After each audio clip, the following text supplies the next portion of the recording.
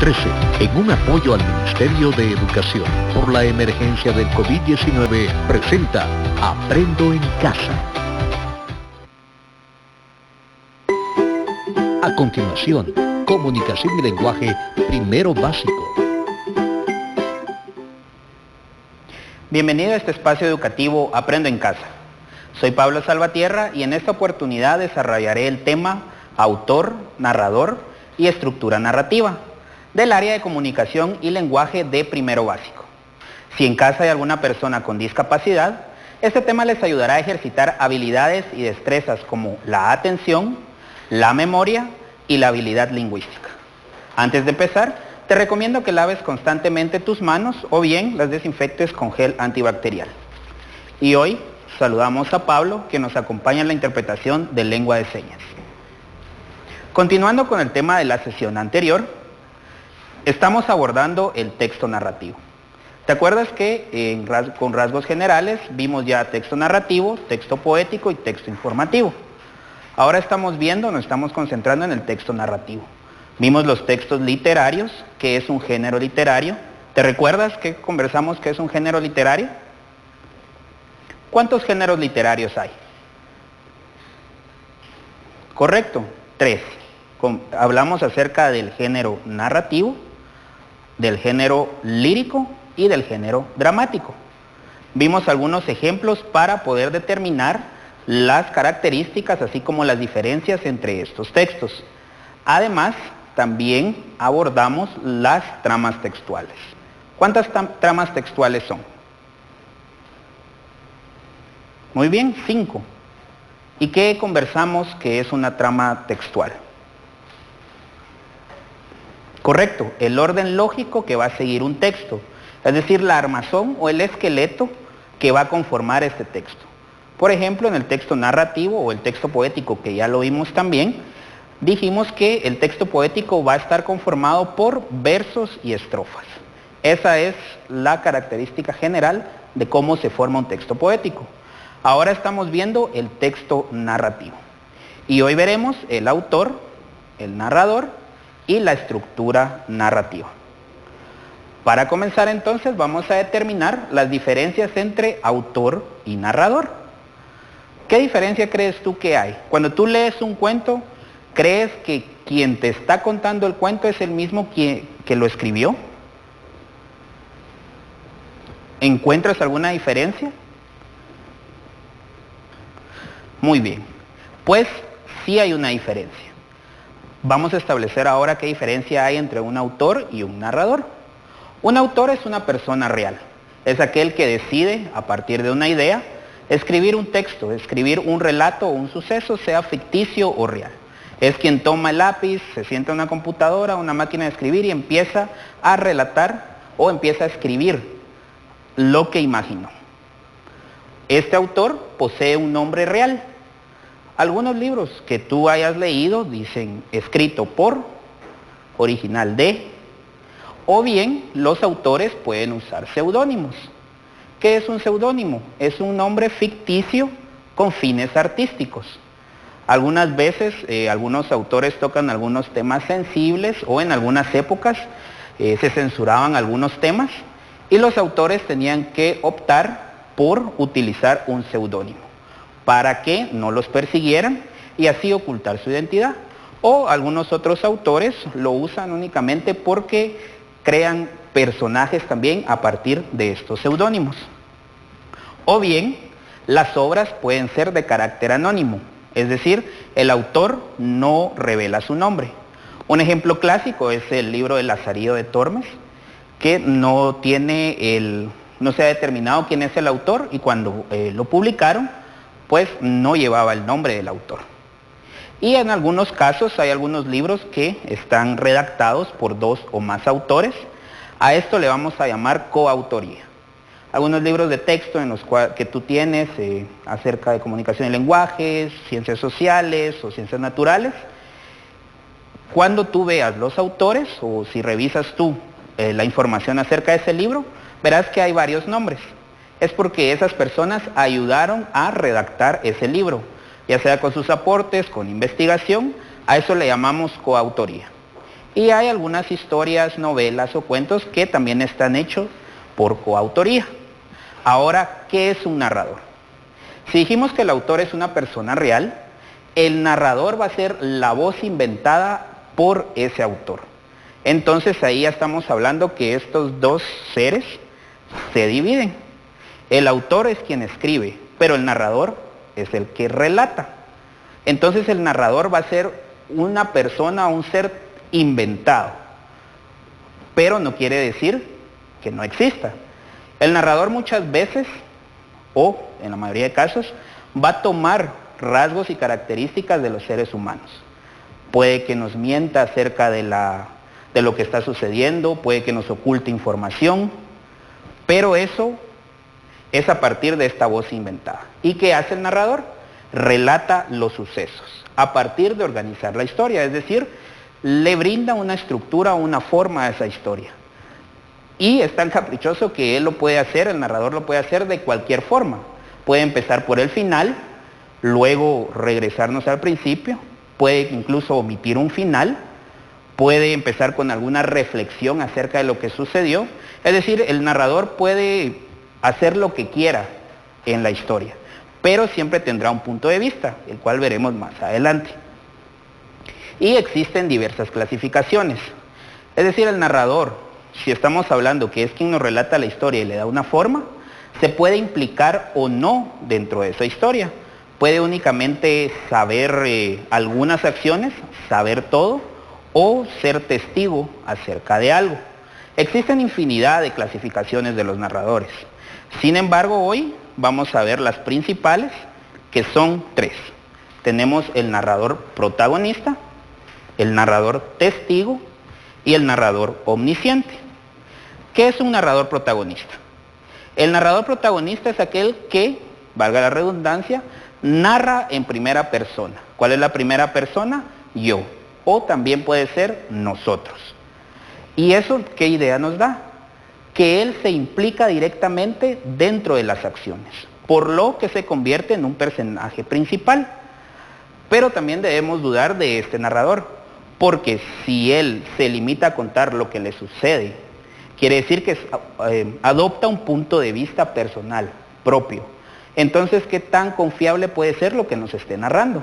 Porque nos puede ocultar información o incluso mentir acerca de lo que nos está contando, que al final eso es la ficción. Y su saber es limitado. Se va a saber o va a saber únicamente lo que él siente, lo que él piensa o lo que él ve. Luego tenemos el narrador testigo. Un narrador testigo únicamente ve, no se implica directamente en las acciones, por lo que narra lo que le sucede a alguien más. Puede ser en una segunda persona, tú, vos, o en una tercera persona, él, ella, ellos, ellas, ustedes. Comparte un poco de información con los demás o con otros. A diferencia del protagonista, si te das cuenta, acá sí comparte un poco de información con los demás personajes. Y por lo tanto tiene un poco más de conocimiento sobre los hechos que se están relatando. Y por último tenemos el narrador omnisciente. ¿Qué es el narrador omnisciente? El protagonista dijimos que tiene un saber limitado. El testigo tiene un poco más de conocimiento. El omnisciente tiene un conocimiento total acerca de toda la narración. Es decir, sabe lo que va a suceder, sabe lo que sucedió, sabe lo que está sucediendo, sabe lo que los personajes piensan. Todos los personajes, puede jugar más con el tiempo, con los lugares. Y esto lo hace a través de narrar en tercera persona, él o ella. Es decir, es ajeno a lo que está sucediendo, no se implica directamente, pero sí lo ve desde afuera. No forma parte de los hechos y lo sabe y conoce todo. Maneja completamente toda la información e incluso a nosotros nos da información que ni siquiera los personajes saben. Entonces acá tenemos la diferencia de estos tres narradores. Un protagonista es el que narra desde su propia perspectiva. Un testigo es el que narra también desde su propia perspectiva, pero lo que le sucede a alguien más. Y el omnisciente es el que narra sabiendo todo lo que sucede, toda la información acerca de la narración. Muy bien, ahora vamos también con la estructura narrativa. Acá hablamos ya que el narrador es quien le da esa estructura o esa forma al relato. Entonces, ¿qué estructura se le puede dar? Como te indiqué, el narrador puede hacer lo que quiera con esta forma. Puede empezar desde el inicio, puede empezar por la mitad del relato o darnos alguna reflexión sin que propiamente sea la introducción. Tradicionalmente, el esquema o la estructura narrativa es el siguiente: introducción, nudo y desenlace. Los cuentos que tú has leído tienen estos tres elementos. Hay una introducción, hay un nudo y hay un desenlace. Hoy vamos a ver de qué se trata propiamente cada uno. La introducción. La introducción nos va a presentar a los personajes. Es decir, estaba tal persona, ya nos está presentando ese personaje, y nos va a dar, en algunos casos, características, rasgos de este personaje para establecerlos. Luego establece tiempo y lugar. Nos va a decir en dónde y cuándo sucedió, qué época, para darnos un lugar y un tiempo específicos. Luego antecedentes. Puede que el narrador quiera que nosotros sepamos algo previo a lo que va a narrar, porque va a ser importante más adelante en el desarrollo de la narración. Esos son los antecedentes, algo previo. Luego el contexto. ¿Te recuerdas que conversamos qué es el contexto? Es decir, todo lo que sucede alrededor de ese personaje, sea histórico, sea social, sea personal, porque también eso nos va a transmitir información acerca de por qué se comporta así ese personaje. La introducción puede ser positiva o negativa, es decir, puede comenzar feliz la historia del personaje o puede comenzar triste. Y durante el relato, pues va a cambiar esa condición. Y va a comenzar siempre en equilibrio, es decir, lo normal. Va a comenzar con una vida normal ese personaje. Luego tenemos el nudo.